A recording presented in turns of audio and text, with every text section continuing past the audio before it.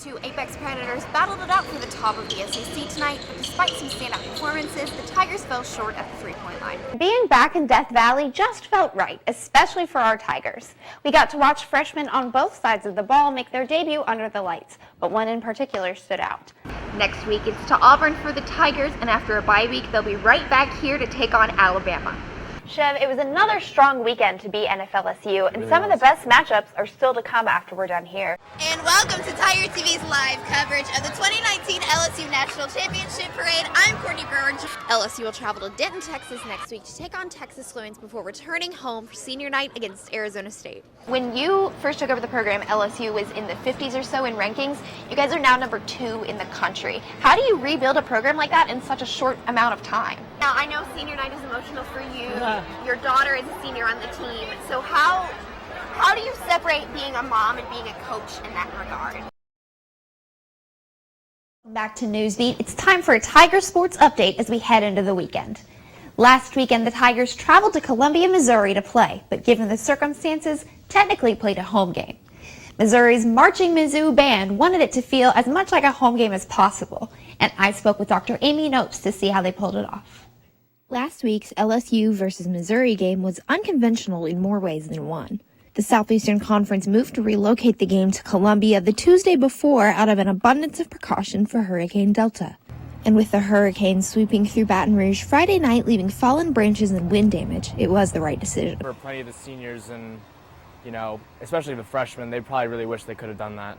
The conference dubbed this as a home game for LSU regardless of the location for scheduling purposes. While some Mizzou fans may relish the opportunity for home field advantage, band director Dr. Amy Knops thought otherwise. I said, would, at your convenience, I forget how exactly worded it, so certainly don't quote me. I was like, at your convenience, would you mind to please forward me your alma mater and your fight song?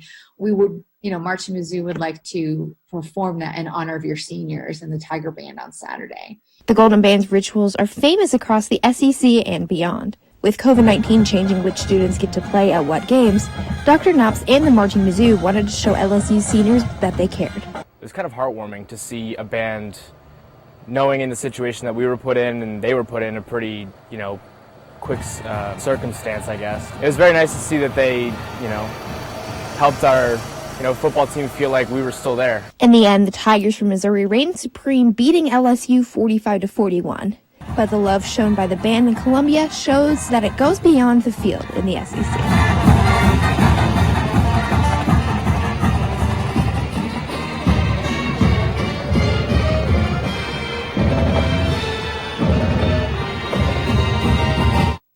Tonight, the freshmen shone bright under the lights of Death Valley for the first time. With Miles Brennan sidelined, true freshman TJ Finley stepped into the QB1 position and showed Tiger fans that he earned it. I would say I didn't have many pregame jitters, but if I did, it was very quick. It was unclear who would fill in for Miles until late Thursday when Coach O announced that the freshman from Ponchatoula would start against the Gamecocks. In his Tiger Stadium debut, Finley had 2 touchdowns and threw for 265 yards, with the entire student section chanting his name by the fourth quarter. DJ showed us a lot of confidence throughout camp. He's lost some weight. I thought he did a tremendous job of leading the team today, and you see how he has a tremendous arm. He can scramble, made some plays on the run, and made some good decisions. Finley threw to 6 different receivers over the course of the game, notably Jeray Jenkins and Terrace Marshall Jr.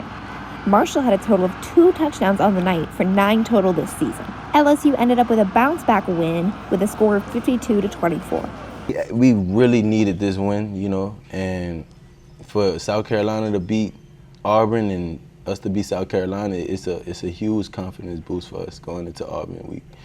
The loss 2 weeks ago at Missouri was a damper for players and fans alike, but with the record now 2-2, the Tigers can focus on making a postseason run. One word to describe senior gymnast Olivia Gunter is passion. Her love for the sport, her love for the team, it's infectious.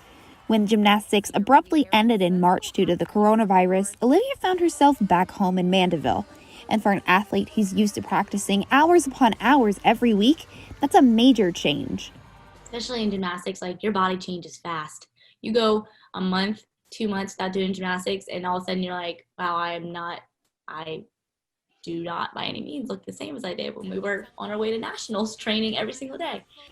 She had the idea to take her workouts to a larger audience just for fun. When she saw her nearly 12,000 Instagram followers take an interest, An Athletic Athlete was born. And it got to a point where I started making my own up, and I would like text in my team's group me, like, does anyone want to join? And like at that point I was like, okay, I'm getting annoying, because I would message them actually every day asking if someone wanted to work out with me on Zoom.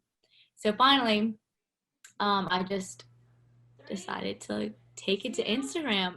On her separate account, Olivia holds live workouts in different formats, encouraging not just working out, but being active. How are y'all doing? In between the live streams, she shares messages of body positivity and self-love. I didn't probably start talking about body image and self-love until probably like halfway through quarantine, because I was definitely going through it. Like, it was hard.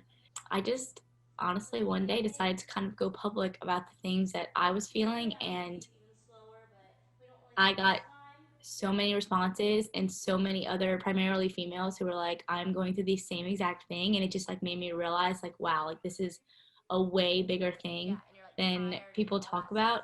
So I was like, I'm going to keep going with this. I'm going to keep talking about like the things that I go through in hopes that it helps other girls and helps them to understand like they're not alone. What started as a fun way to get through quarantine has become a passion for Olivia.